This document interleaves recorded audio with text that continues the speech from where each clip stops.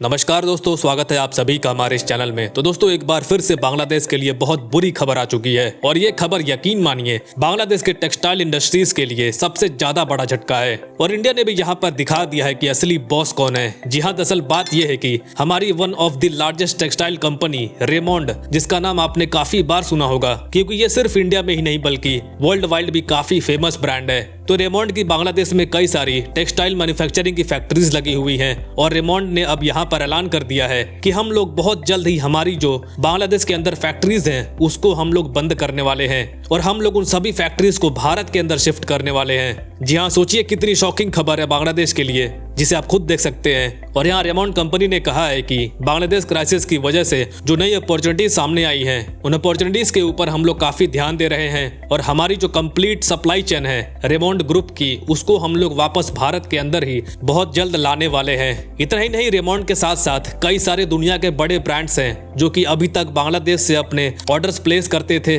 उन्होंने भी बांग्लादेश को इग्नोर करना शुरू कर दिया है और वो सारे के सारे जो ब्रांड्स हैं उनकी जो ऑर्डर्स है वो अब भारत में दे रहे हैं, जिसे आप खुद देख सकते हैं कि कपड़ों के ग्लोबल ब्रांड्स अब भारत की तरफ आ रही है। और उसका रीजन सिंपल है, बांग्लादेश पॉलिटिकल क्राइसिस। और दोस्तों, यहाँ पर भी मैं आपको बता दूं कि बहुत ही जानी मानी कंपनी है जिसका नाम है ज़ारा, जिसको आप लोग बखूबी जानते होंगे। तो इस कंपनी के कपड़े अभी तक आपने जितने भी देखे होंगे, आपको जानकर हैरानी होगी कि वो बांग्लादेश में ही बनते थे, बांग्लादेश में ही इसकी मैन्युफैक्चरिंग होती थी। लेकिन ये भी अब बदलने वाला है क्योंकि ज़ारा के द्वारा भी इंडिया को अप्रोच किया गया है। खास तौर पर नोएडा का एक टेक्सटाइल फैक्ट्री है, उसको अप्रोच किया गया है और हाईली चांसेस है कि आने वाले कुछ ही सालों में ज़ारा के भी कपड़े आपको मेड इन इंडिया ही देखने को मिलने वाले हैं। तो अब सवाल आता है कि ये सारी चीजें अचानक से क्यों हो रही हैं? अचानक से भारत एक के बाद एक बांग्लादेश के खिलाफ इतने बड़े बड़े और ठोस कदम क्यों उठा रहा है? तो देखिए, इंडिया के द्वारा जो ये कदम लिया जा रहा है, इसके पीछे का जो सबसे बड़ा रीजन है वो ये है कि इंडिया को अभी 4-5 दिन पहले ही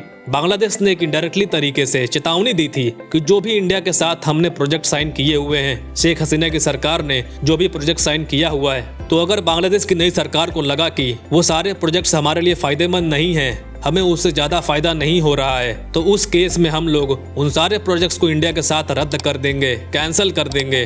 अब पता नहीं बांग्लादेश के नए पीएम ने ऐसा क्यों बोला, क्योंकि चल तो सब कुछ सही रहा था इंडिया और बांग्लादेश के बीच में, लेकिन ये आते हैं बीच में और खुद को बहुत बड़े लीडर मान लेते हैं। फिर इन्होंने सोचा कि चलो इंडिया को घुटनों पर लाया जाए, धमकियां देकर। उसके बाद क्या हो रहा है वो सब कुछ आप लोगों के सामने ही है। और दोस्तों, हमारी जो रेमोंड कंपनी है, जो उनके मालिक हैं, उन्होंने कहा है कि इंडिया जो है वो फिलहाल बेटर सूटेड है हमारी कंपनी के लिए, क्योंकि इंडिया में हमें फैब्रिक और गारमेंट बिजनेस दोनों ही देखने को मिल जाती है।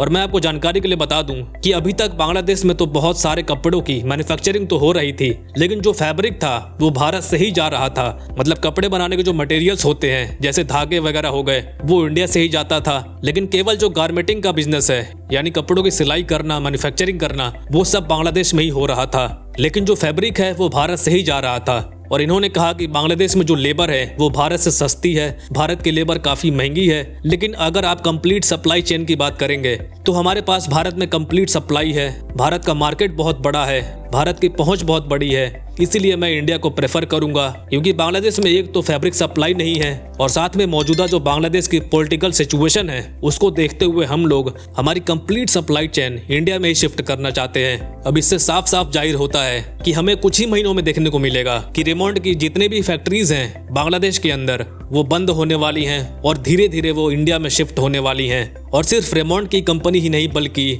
दुनिया भर में जितने भी ब्रांड्स हैं, जितने भी फेमस ब्रांड्स हैं, वो सब भी बांग्लादेश को छोड़कर इंडिया में शिफ्ट होने वाले हैं। तो दोस्तों, भारत की तरफ से बांग्लादेश को दिया गया ये 440 वोल्ट का झटका आपको कैसा लगा? क्योंकि बांग्लादेश की इकोनॉमी जो है ना, वो ज्यादातर टेक्सटाइल इंडस्ट्रीज पर टिकी हुई है। इससे आप अंदाजा लगाइए कि बांग्लादेश का अब क्या हाल होगा। तो खैर, आपको जो भी लगता है कमेंट्स में जरूर बताइए। And thank you very much for watching. मिलते हैं अगली वीडियो में।